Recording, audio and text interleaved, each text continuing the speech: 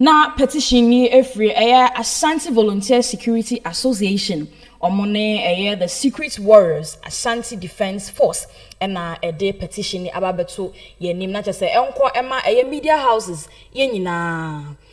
Also petition to sack Nigerians and Igbo'S in Ashanti regarding their illegal activities.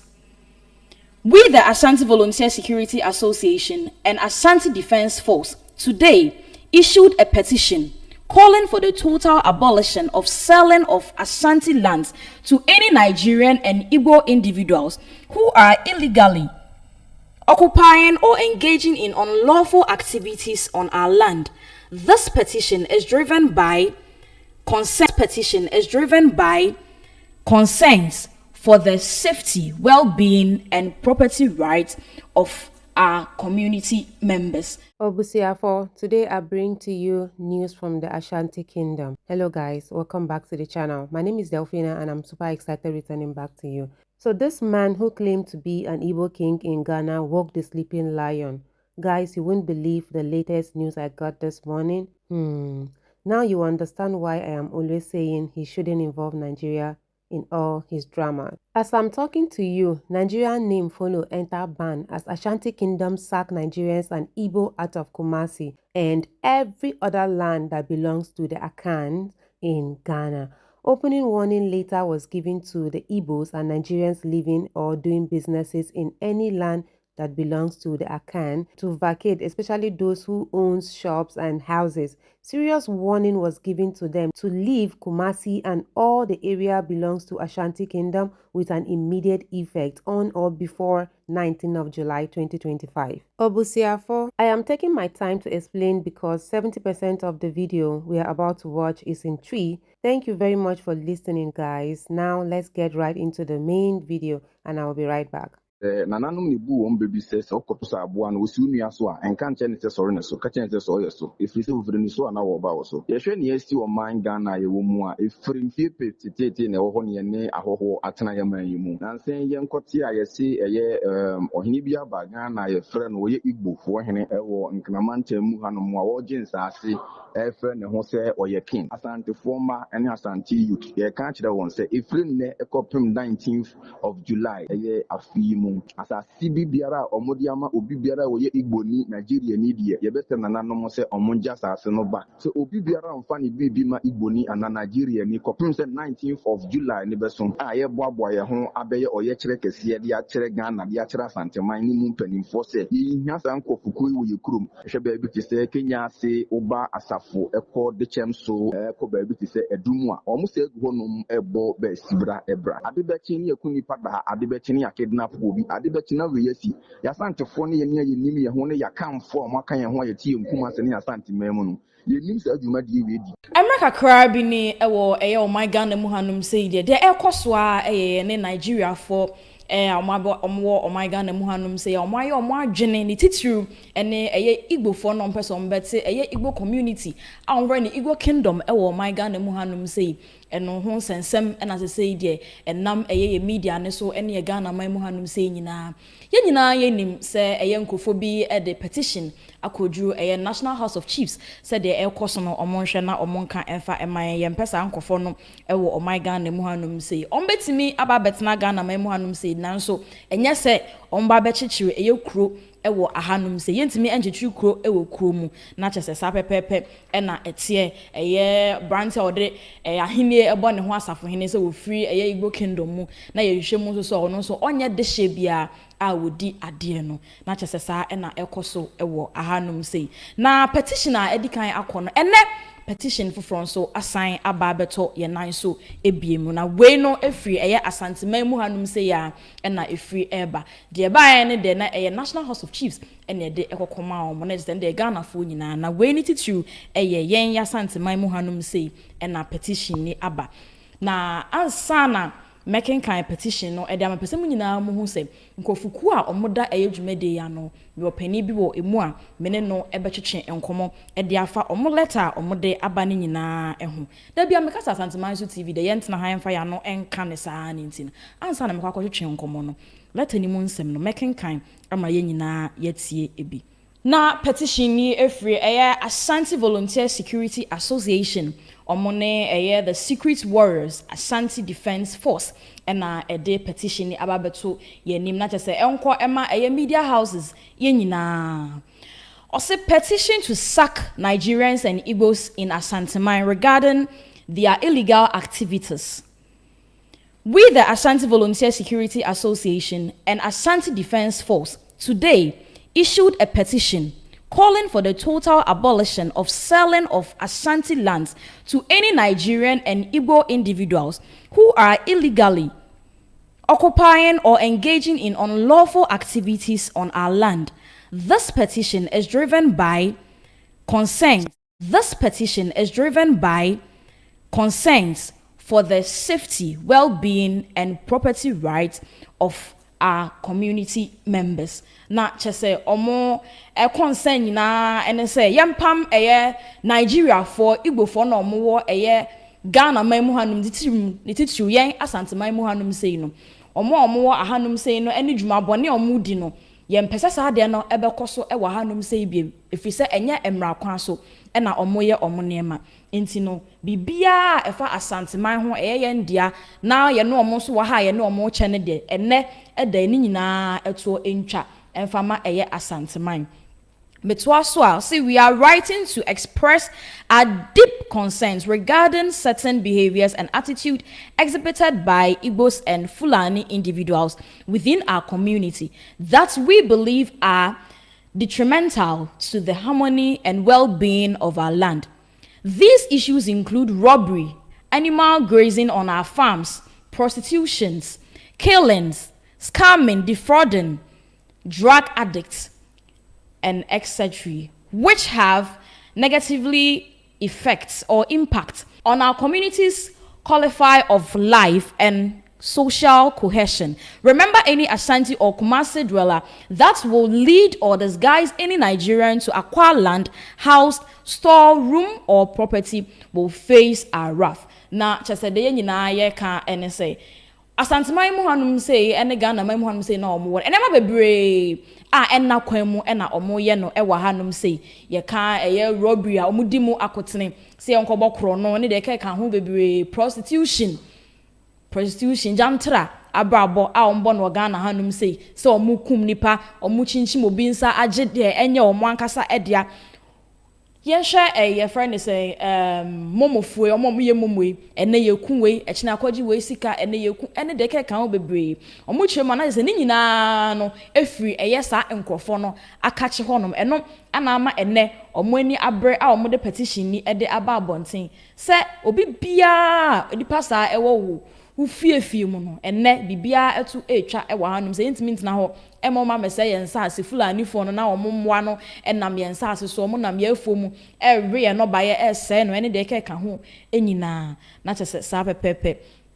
We believe it is essential to address these problems to ensure a safe and respectful environment for all residents and to all dwellers and landlords in Ashanti region, Asante Mai and Kumasi. If from today we see anyone selling a land or giving his room, house or store to an Igbo person, we, the Ashanti Defense Force and the Ashanti Volunteer Security Association, will strike on you heavily, especially the Ashanti states we have heard of giving out lands to them, that is Bekwai, Obuase, Bomso, Agogo, etc. Also having prostitution, hubs, and then abodes at Kenya say Asafo, Edum, and Dechemso. Na chese de omo e kan no nti ene efri na elko if you ra for no mo store say ya modea amode amema sa nkofo we nyina no monya ahobobo a na mompa momo emfa emfri mu na anya saa na omo etochewa ansha de beto no nka se wunua Asantini na se wunua Ghana ni ene de saa de na adu nyina na se ye man ye kuro yi na ye pen yi na afen so omo se omo asan atete se nkuro amebobo na ye bekwai Obuase Bomso Agogo Kenya se Asafo Edum ɛna afei so de kyɛm so ɔmo atete sɛ yɛtwitwa nsaase ni bi wɔ hɔnom ɛde amema saa nkurɔfoɔ yi na wo nipa koro a yɛbɛkyew sɛ wodi saa deɛ n'anim no yɛbɛkyew sɛ wobɛyɛ yɛdaade wobɛba bɛdaadaa yɛn sɛ nipa yɛ Ghana ni anaasɛ ɔyɛ Asante na kwakɔtwa asase ɛwɔ saa mmea yi a mabobɔ a ɔmo so ɔmo ate sɛ mo tontɔn asase wɔ hɔ ɛde ama wɔn no sɛ wɔn te na wɔn kyew nipa koro ne w'ani yɛ nan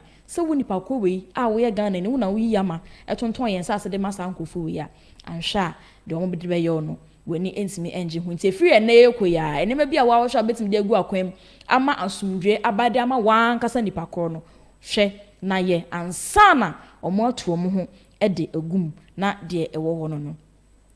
We, the undersigned, are deeply concerned about certain individuals' presence on our land due to the previous statements from the leader of the Nigerians or the Igbo'S people claiming to create their kingdom, which breaches the peace of the country and also an insult to our chieftaincy act and the constitution, which we believe are unacceptable. We urge our paramount chiefs, divisional chiefs, and Edikrofor, together with the authorities, to take necessary steps to address these issues and ensure the safety and well-being of our community.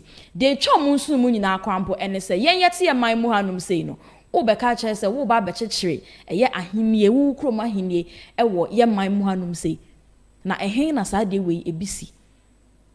Eno kwa ena ama Ghana man ne Asante man ani abre se krodo ewo saa asemi so e ba ya na nkomotam se de yetu kwan kwa mono ne yekotena ye ba bi na saa pepepe ene ye wahanum se ya anka enha adwene nanso wazimi akwakoje asase 50 acres ebe ka che se wo ba becheche kingdom ewo Asante man mu hanum se anase Ghana ewiasa fa na nyina o pese de na aka kire yen eno kwa mpo na nchen no mano da sumina so o sai bu yen ahemfo no animtia na chese mu tietia yeni mu fa ya ahenie no emfa nya hwe eno so de omo ntena ho ema saa niema wei a moye maadwen sam de ba begu akwan mu no omo entena wo moto so ema saa niema wei nyina enkoso mo ma megu anim ase ewo yen ayeman mu eno nti ena ama omo de petition wei ababeto ye nan so de amayen no. We urge all concerned citizens of Asante to join us in this effort and support our call for action.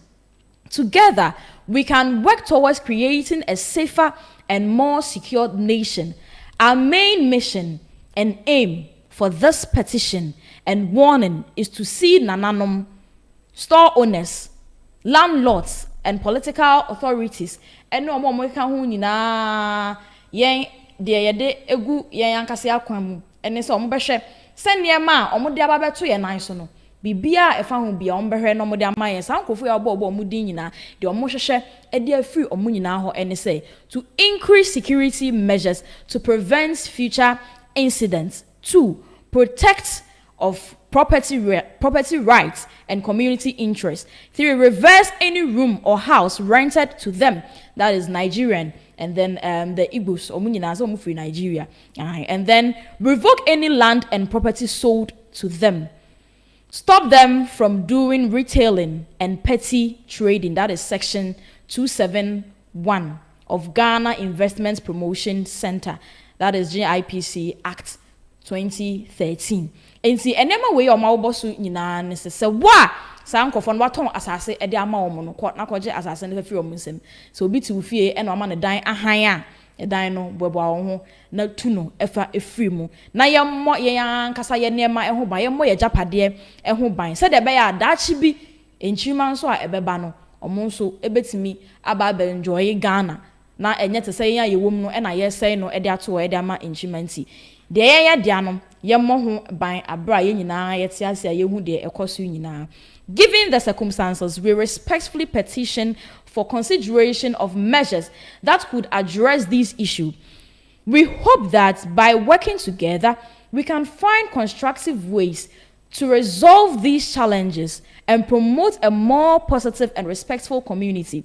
If the well-known democratic practice, states like United States of America was able to sack their suspected troublesome immigrants, then Ghana and Ashanti have every right to send all these illegal immigrants, especially the Igbo'S and the Fulanis.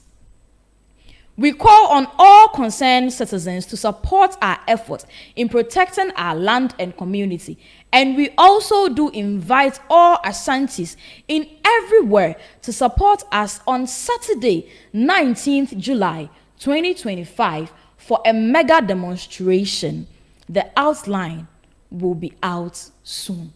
Na chese say dear petition no ene nema omude ekọ nyina ekọ akọwie sese eya se United States of America omutimi ejina omonan so ehun se nkrofo wei amanfrafo wo mabetena ye man mu no ena eha adwene ewo ye man mu no omutimi jina omonan so epam wo mu nyina edifiri omoman ni mu dia Ghana Ashanti yenso yebetimi aye de chensa yenso yebetimi ede yensa asiebo aka che ye ho se nkrofo yi omabetena oman mu anum sei omode omohine abo omo asafo hine omotam so mka de ye omode se omba bechichi kuo ewo ekuo yi mu no yenso ebra adu se yebetimi asori agina na afei ya pam omo nyina ede afri oman Ghana ene Ashanti mu hanum sei ne nyina ya san fa ye ntimapa ede afra na chese sa ena omo eka ede akire ye ne nyina enko wie se nyame ya adoma eda memenda 19th July ya the demonstration kese bi eba be hyehye so enti omo ka kire nyina Ashanti Ghana man nyina se yembom na yamwa na yentimi enya demonstration na mpanimfo na omo tesoro onom no omo so hu se Ashanti ene Ghana man yani abre se krodo a yepese agye man edi esi honom enti na kyese petitioner omode aba ama all media houses no se nyina yenhye na obia ensa entimi enka bi enti sa wonte ya ene Ashanti so TV yaba abebo eho dawro ama wate se de ekoso no se de midi kan ye no menya ofrefo opani bi a oka sa adwumakuo yi ho a wodi mu akotene ye pa a enema omode egu akwan mu no oba be pense ni ye pa a enema omode egu akwan mu no oba be pense ni nyina mu ede amaye. Wahala dey like bicycle. Now the innocent Nigerians is going to suffer for what they do not know anything about. The genesis of this very problem is this very man who called himself Igbo King in Ghana. This is the reason why we are saying when you are in somebody else's land, calm down and do what they do in their land. But this man was challenging Ghanaians that said they do not want him as a king in Ghana. Now look at the repercussion. Look at what is happening now. Because of you, this man, this man, because of you, look at what every innocent Nigerian is going to go through now. Look at. Date has been fixed on the 19th. Any Igbo or Nigerian found in any land that belongs to the account is in trouble. Tell me, the xenophobic you are talking about, who is the cause of it? Is it not you? Everybody is living peacefully here in Ghana, even with the crimes, but Ghanaians accept Nigerians as brothers, even with the crimes, with everything they are doing in Ghana, with all the atrocities they are doing in Ghana, Ghanaians still accept them because we are all blacks. But now you've changed the narrative because of your greed. Because of your greed. Let me see if you can be able to change this from happening. I bet you get power, you be king in Ghana. Let's see if you are going to stop this from happening. Dog, they sleep peacefully. You can't wake them up. You wake them up. Why you wake that sleeping dog up? I'm asking you, this man that claims to be Ghana, king in Ghana. They ask you. We are running away from troubles in Nigeria. We came here to relax. And look at the kind of trouble you bring on our head now. Look at, no Nigerian is safe now in Ghana. No Nigerian is safe now because time and date has been fixed for us to leave the country. They are even speaking to, I think, the embassy to mobilize buses ready to take us back to Nigeria. Yes, this is what is happening now.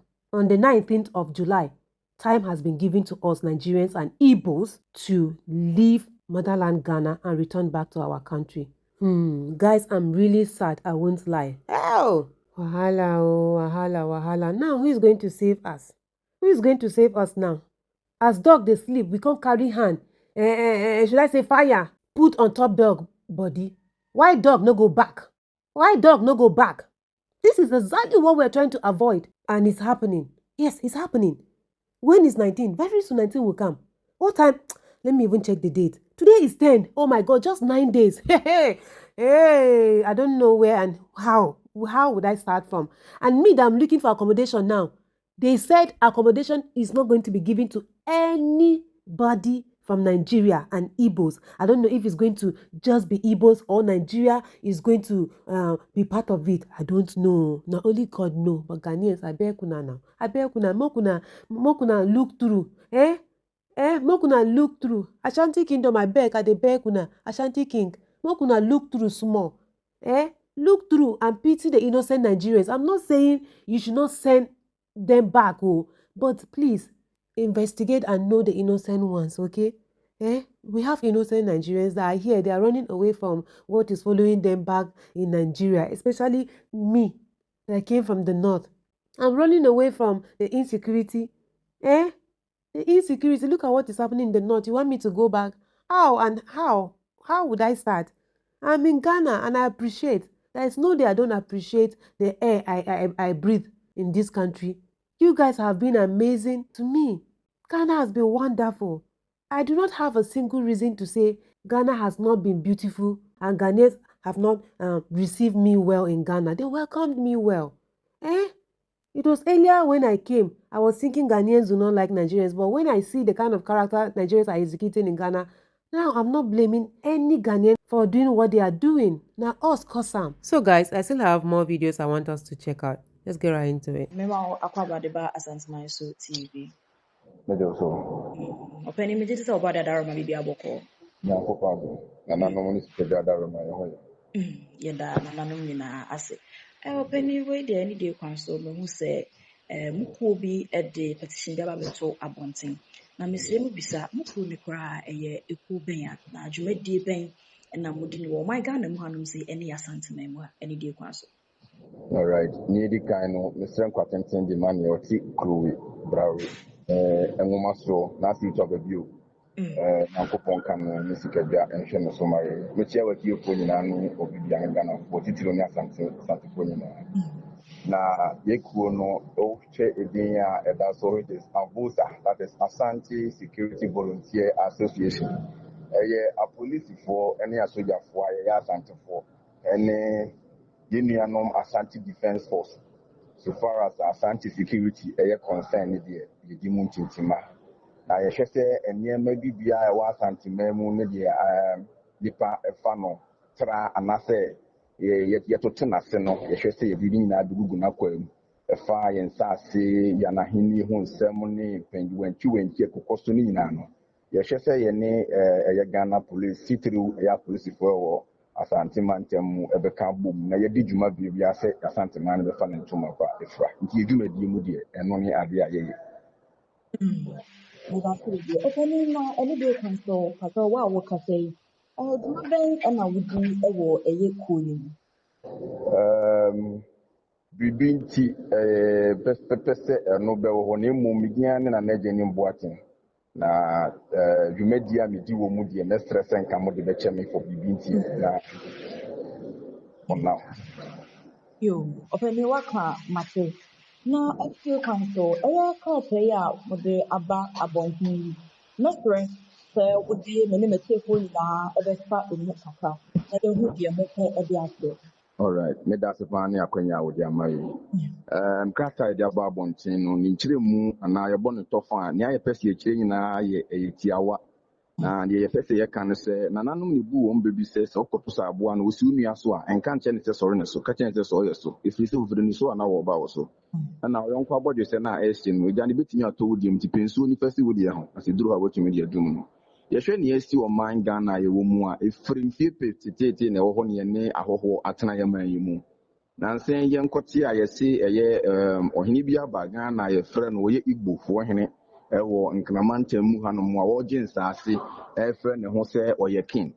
Yɛte man yi mu dada chieftaincy as etimi ayɛ categorize no ama etimi categorize we nyinaa ama yɛhu ɔmo a ɔmo yɛ ahemfo efiri yes as Asante hene and paramount chiefs to so divisional chiefs ne de keka ho nanso so ye ma mu force ye ni king e wo oman yi mu ya mfa ho na obi atumi aba oman ni mu na otumi frɛ ne ho king wa bra ye hwɛ ye constitution ni the chieftaincy act a ye hu ne din wo mu ba bia no e ya de a ebrechi the peace of the country and the security a e wo oman ni mu na asantefo ye tena se hwɛ ye ni hu se da bi enkrofo yi no emu binom wɔ yɛn santeman mu ne yɛn kumase na yɛyɛ nhwehwɛmu anya ne ntɛyɛ sɛ baabi te sɛ ɔbo ase agogo ɔmo gu hɔnom a ɔmo astate ɛfɛnse ase ɛpɛ sɛ ɔmo so di ɔmo dwuma sɛdeɛ ɔmo yɛ no wɔ ɛyɛ nkran no ɛhwɛ baabi te sɛ Kenya ase ɔba asafo ɛkɔ dekyɛm so ɛkɔ baabi te sɛ ɛdum a ɔmo sɛ egu hɔnom ɛbɔ bɛsibra ɛbra na ɛyɛ petition a yɛde ma nananom yɛsrɛ nananom sɛ yɛsrɛ wɔn sɛ Asantefo mma ne Asante youth yɛka kyerɛ wɔn sɛ efiri nnɛ ɛkɔpem 19th of July ɛyɛ afi mu asase bi biara a ɔmo de ama obi biara a wɔyɛ Igboni Nigeriani deɛ yɛbɛsɛ nananom sɛ ɔmo ngya asase no back na sɛ Igboni ana Nigeriani biara sɛ ɔpa asase atɔ aso a yɛsrɛ nananom sɛ ɔmo mfa asase no a obiara ntɔ afei ne yɛsrɛ fiewurafoɔ ɛne wɔn a wɔwɔ adan ne stores ɛwuwɔ wɔ kurom sɛ obi biara mfa ne biribi ma Igboni ana Nigeriani kɔpem sɛ 19th of July ne bɛso a yɛboaboa yɛn ho abɛyɛ ɔyɛkyerɛ kɛseɛ de akyerɛ Ghana de akyerɛ asanteman ne mu mpanimfoɔ sɛ yɛhia saa nkɔfokuo yi wɔ yɛ kurom ade bɛkye ne yɛku nipa da ha ade bɛkye ne yɛakidnap obi ade bɛkye na wei asi yɛasantefoɔ ne yɛne a yɛnim yɛn ho ne yɛakamfoɔ a ɔmaka yɛn ho a yɛte yɛn nkum ase ne yɛasanteman mu no yɛnim saa adwumadeɛ wei di nanso bɛrɛ nkɔfoɔ yi bɛka yɛn ho no ɛyɛ nneɛma bebree ne nsɛm bebree na ɛsisi eti ɛyɛ adesrɛ ɛne yɛde srɛ nananom na adesrɛ no ɛnyɛ nipa nika mu a yɛde bɛto yɛ wura anim na yɛde to yɛ wura anim wie so a yɛnim kwan a yɛbɛfa so a security personnel yɛbɛhu kwan a yɛbɛfa so a yɛbɛtu saa adeɛ wei ase because of sɛ yɛtena foforɔ ho ma ne dane yɛn kwaeɛ a na ɛyɛ yɛne ayɛ asɛm na deɛ ɛkeka kɔ no nso so no yɛnkɔhwɛ na yɛnhwɛ ma nkora nkɔwe nanka yɛbɛbu nanka foforɔfoɔ ɛde yɛaka ho bi ne sɛ ayɛ mu no nti no yɛsrɛ wɔ mo sɛ on the 19th of July deɛ yɛba abɔntena bɛyɛ ɔyɛkyerɛ kɛseɛ ɛwɔ Kumase ne ne mmɔnten so akyerɛ sɛ yɛhia Nigeria anaa Igboni biara wɔ ɛyɛ na ɛyɛ Kumase ne n'asanteman mu no baabi biara yɛ sɛ ɔmo akɔgyegye saa ndan bi te sɛ Bɛkwae ne Agogo ne Ɔboase no yɛbɛkɔ hɔ nyinaa no yɛahwɛ sɛ yɛntumi ne wɔ mo nkyena yɛde krataa bɛkɔ akɔma apolisi mpanimfoɔ a ɛwɔ asanteman mu ama ɔmo ayɛ awɔ sɛ dwumadi a yɛpɛ sɛ yɛdie nie asomdue kwan so wɔmfiri ɔman no mu nkɔ na sɛ wɔntumi mfiri mu nkɔ a yɛbɛma ɔmo hu sɛ amaga ne amaga hyia a yɛhunu amaga hɔ ɛyɛ asanteman no a yɛwɔ mu no yɛhene yɛ baako pɛ ɔno na ase tutu na sɛ wɔni hɔ a ɔno nso nko ana yɛsuro no ɔno ne bɛrima a yɛdi n'akyie nti deɛ waka bi biara a ɔwɔ baabi a ɔno nso hyehyɛ ne nneɛma wɔ akyire no yɛbi to aseɛ nnɛ na saa ɔko wei yɛanko ne na a yɛhu ne sɛ ebere bi bɛba daakye bi bɛba yɛbɛko saa ntɔkwa no yɛnananom ako awi agye agu hɔ ama yɛ no yɛbɛbɔ ho ban yɛnhwɛ mma amamfrafoɔ ɛmmɛ amɛfa nkɔ ɛba ne sɛ yi yɛmbrɛ nkɔgyegye bɔɔgye bɛtem ma ne nhyɛ ne yɛ kɔkɔɔ na aboa potokura mɛfa nkɔdi wɔ aboa saa brɛ kɔ aboa potokura yɛnwene nam yɛnuanom yɛade srɛdeɛ ɛne yɛ krataa yɛde ba abɔnten no deɛ yɛpɛ sɛ yɛkyerɛ ano no yɛsrɛ nananom na yɛsrɛ no ansrɛ a yɛbɛhwɛ nea yɛbɛyɛ bɛkɔ yɛwura anim yɛwie yɛwura anim a yɛwɔ deɛ yɛbɛyɛ na stores nso so a ɛwɔ Kumase ne mmɔnten so deɛ on the 19th no deɛ mɛsrɛ sɛ Nigeria ni bi ɔwɔ store bi adehwɛ na wambie because yɛba abɔnten abɛyɛ saa yɛkyerɛ no yɛnim nea yɛbɛyɛ bɛkɔ polisifoɔ hɔ nso na yɛne ɔmo akɔdi nkɔmmɔ ɛde nkrataa akɔ akɔgu akɔkyerɛ deɛ ɛpɛ sɛ yɛyɛ ɛfa saa adeɛ wei ho yɛma ne mɛto yɛ ansa na yɛaba bɛdi ho dwuma sɛdeɛ ato ebinom no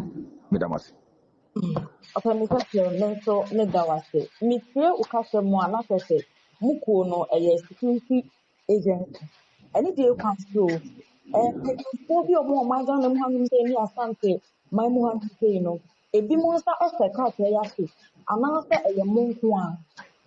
sɛdeɛ wabusa me da wase kwan sɛ wabusa me saa asɛm ekuo a wohu ɛ sɛ yɛdi dwuma yi ɛyɛ recognized by the Ghana Constitution meaning it's been registered under the Registrar General Interior ɔn nyinaa yɛ aware yɛwɔ nananom mpanimfoɔ a wɔn nsa hyɛ aseɛ di yɛn akyi ɛwɔ dwumadi a yɛdi nyinaa mu ɛnam sɛ Asante mpuntuo nti na obi biara so yɛhwehwɛ Asante mpuntuo etu anammɔn no yɛwɔ nananom a yɛdi yɛn akyi ka yɛn ho a yɛne wɔn di dwuma a wɔn na kyerɛkyerɛ yɛn direct yɛn kwan a yɛmfa so deɛ yɛnyɛ ne deɛ yɛnyɛ bibi bi a yɛyɛ biara no ɛda n'akwan mu egu n'akwan mu a yɛhwɛ sɛ ɛbɛboa Asanteman ne Ghana n'asomdwie ne ne mpuntuo.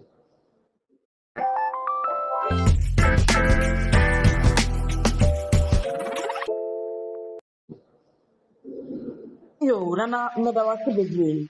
Mitie Kakaya, OPC mo Edema Yengia. Na Enkopem Abra, Mwase no de Nigeria for and then say Igbo for is your Mwazi Ghana Abosto no. Ọmọ tuntun ọmọ stores mu ẹni deɛ ɛkeka yɛ ka ho ọmọ ahohan dan na mebisa o biribi saa no ɔnkɔfa ɛhaw biara ɛmfa ma ɔmfa wanti biara ɛmma. Onua sɛdeɛ wabusa no ebere bi duru ma ɔman mu Ghana mufoɔ nso so etu bata kɔpɛ sɛ ɔbɛpɛ brabɔ ekopie yɛn nuanom Nigeria fo kurom ɛbaa sɛ yɛpam wɔn no wɔn angye wei amfa yɛn ho sɛ yɛn nua ne wɔn ɔmpam Ghana foɔ a yɛnɛmɛnɛmɛ ne ɔkasa yɛ abakɔ sɛ Ghana must go ɛwɔ hɔ eti sɛ yɛde kɔkɔbɔ wei kɔ a wɔn anim kwan a ɔbɛfa so a ɔbɛkɔ yɛn Ghana migration bɛdi nkɔmɔ ne kwan a ɔbɛfa so a wɔn nyinaa no wɔn ne wɔn embassy bɛdi nkɔmɔ ne abɛfa wɔn de akɔ no so yɛbɛsɛ ebesi because yɛn nhwɛ masa ato yɛn nkyɛn yɛn nkyekyɛ nipa ɛnɛ yɛ kidnap obi okuma se ɛnɛ yɛ kun obi da brɛman ɛnɛ maazi ne yɛn ne asantefoɔ wɔn ho tɔɔ ho dɛbi nsi yɛwɔ Ghana hanom mmara a ɛhyɛ nyinaa yɛhyɛ ase a yɛdi so mmara ne mma kwan ma foreigners ɛnreteli ɛma kwan ma ɔmo nyɛ petty trading ne hawking ɛnso yɛwɔ Nigeria fo wɔ Ghana ha ɔmo di sɛ adwuma no yɛn Ghanafoɔ no kɔ hɔ no mu a yɛnya ne saa kwan no so na sɛ ɔmo tumi pam yɛn ne yɛtumi firi nkurom ɔmo kurom ban ama ne ayɛ abakɔsɛm da hɔ sɛ Ghana must go a you can also do that yɛbɛtumi yɛ lazy with ɔmo embassy yɛbɛtumi ne immigration adi nkɔmmɔ na yɛama wɔn saa brand because yɛn mpɛ sɛ biribi abɛsi after the 19th of July 2025 no nti wɔn pɛ wɔn kuku no wɔn kaka na wɔn start mu aboa wɔn ho because woba obi fie na wama wakɔ aba ɛwɔ sɛ wodane w'ani na wokɔ nti nyaw dwumadi a mudi nso na kyerɛ ɛnyɛ wɔn nkwan ahɔho ɛwɔ ɔman yi mu yɛnka obi asɛm na wɔn ne yɛka wɔn asɛm a na kyerɛ sɛ ɔbra ne ama ɛkwan a wɔn ne yɛte ɔman yi mu yɛne ngye ho ɔwɔ Ashanti mam nti yɛdeɛ yɛpɛ sɛ yɛka kyerɛ wɔn ano no yɛde letter bɛkɔ akɔma wɔn mpanimfoɔ before say 19th ni bɛduru na wɔn aboa wɔn ho ɛnhwɛ kwan a wɔn so bɛfa so wɔn de bɛfiri Ashanti mam mu ne yɛn kumase ama yɛasomdua yɛwɔ no yɛn nsa aka na edimbɔni biara ama meso yɛwura nso so. Nana Medawasi Bebre. Na yɛnhwɛ ɔmo anga ne mu amu sɛ yi.